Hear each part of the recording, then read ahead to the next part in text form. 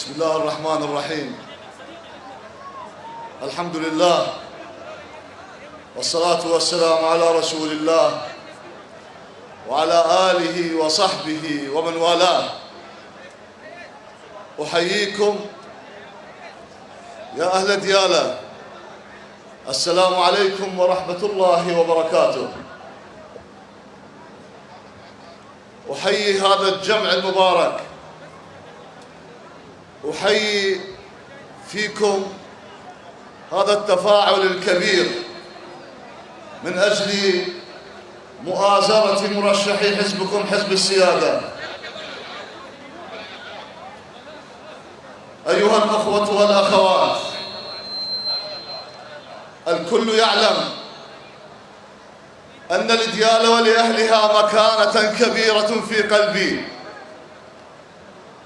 ولها ميزة خاصة في حزبنا، لأنكم الأساس الذي أو النواة الأولى الذي تأسس فيه هذا الحزب.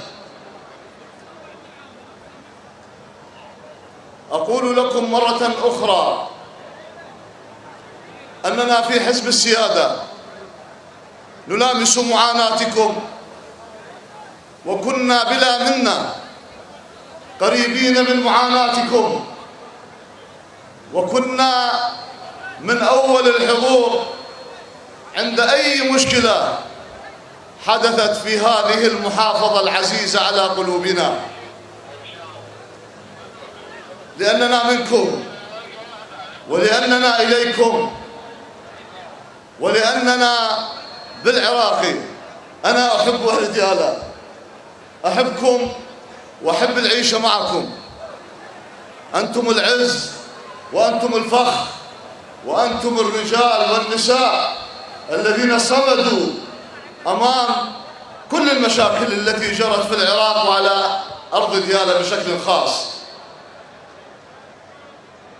أيها الأخوة، نحن لسنا واجهة سياسية تشابه الواجهات الأخرى، ونحن انفردنا بأننا لم نؤسس تحالفا في هذه المرة. نحن الحزب الوحيد في المحافظات السنية الذي يخوض الانتخابات بمفرده ثقة بجمهوره،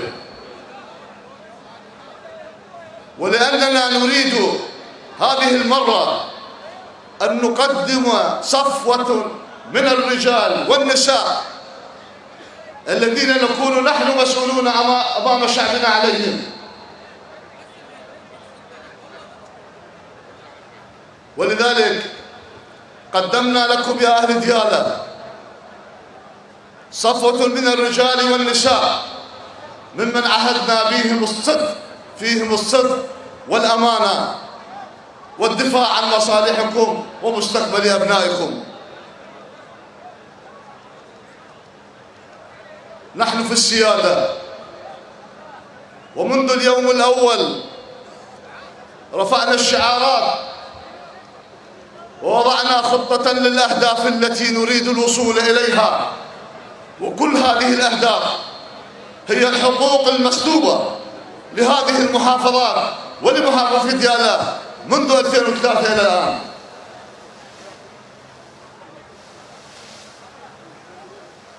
وإننا إذ نتميز بالقول والفعل، بالسر والعلن، بالتمسك بوحدة العراق وقوته، وأن يكون من اسم السيادة أن يكون العراق سيداً في قراره لا تابعاً لأحد، وأن تكونوا أنتم سادة في بلادكم وفي محافظاتكم، وأن تعود الحقوق إلى أهلها، وأن تعود المدن والأراضي المسلوبة إلى أهلها دون منة من أحد، وأن يطلق سراح السجناء الأبرياء الذين ظلموا كل هذه السنين، وأن نعرف مصير المغيبين، وأن يكون هناك التوازن المفقود والذي نسعى إليه مع شركائنا لكي تسود العدالة. وإذا كان هناك خللاً في بقية العراق في التوازن، فإن الخلل واضح في التوازن في ديالى، ولا يجب أن نسكت على هذا الخلل، ويجب أن تعود الأمور إلى نصابها، وأن يكون المراكز التنفيذية هي من حصتكم، من حصة أهل ديالى الأصلاء الذين يريدون أن يتساوى العراقيون بالحقوق والواجبات.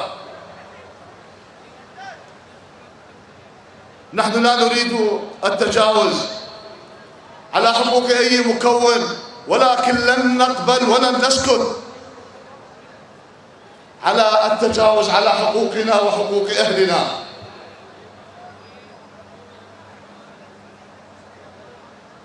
وأقول لأهلي ولأحبتي، وأنا أعلم وترجمتم محبتكم لنا في كل جولة انتخابية بأننا نأخذ الحصة الأكبر من أهل ديالى. أقول لكم يا أهلي، يا أخوتي، أيها العوائل الكريمة، أحذركم من الكلام المعسول ومن القوائم المشبوهة التي يكون أمرها بيد غيرها. أحذركم أن تعطوا صوتكم إلا لأهلكم، إلا لمن يريد أن يعيد التوازن الحقيقي في ديالى. لا تصدقوا هؤلاء الذين اتفقوا ابتداء على بيع أصواتكم باتفاقات مشبوهة نحن نعلمها وهم يعلموا أننا نعلمها. أما نحن فالكل يعلم لن نساوم ولن نقبل بأقل من الحقوق كاملة لأهل ديالى بالذات.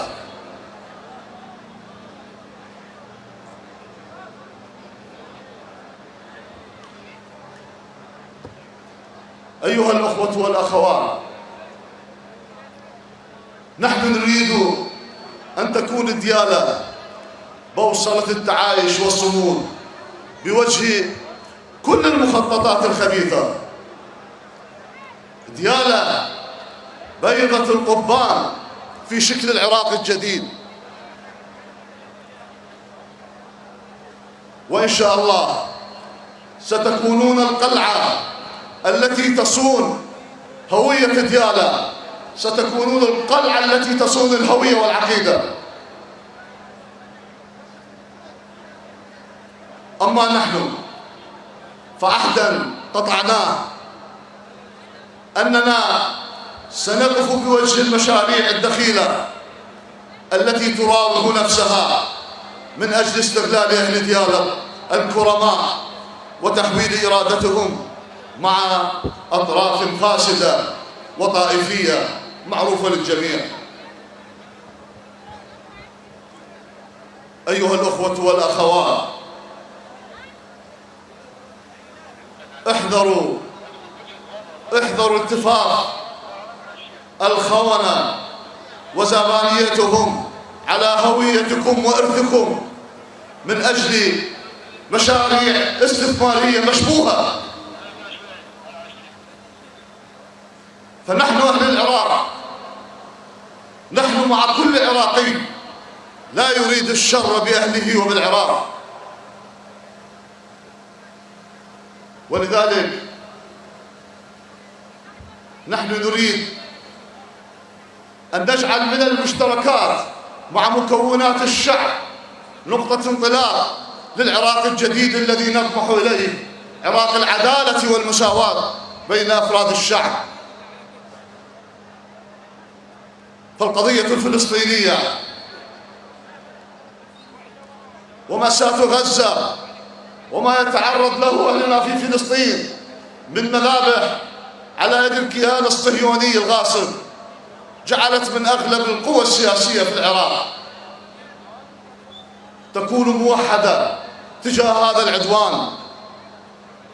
ومن أجل تقوية هذه الجبهة نريد أن نرفع المظالم عن العراق، عن الشعب العراقي، عن السجناء الأبرياء، عن المختفين قسرى، عن المهجرين الذين يريدون أن يعودوا إلى ديارهم بكرامة، من أجل أن نتصدى لهذا العدو ولكل عدو يريد أن يتدخل في العراق.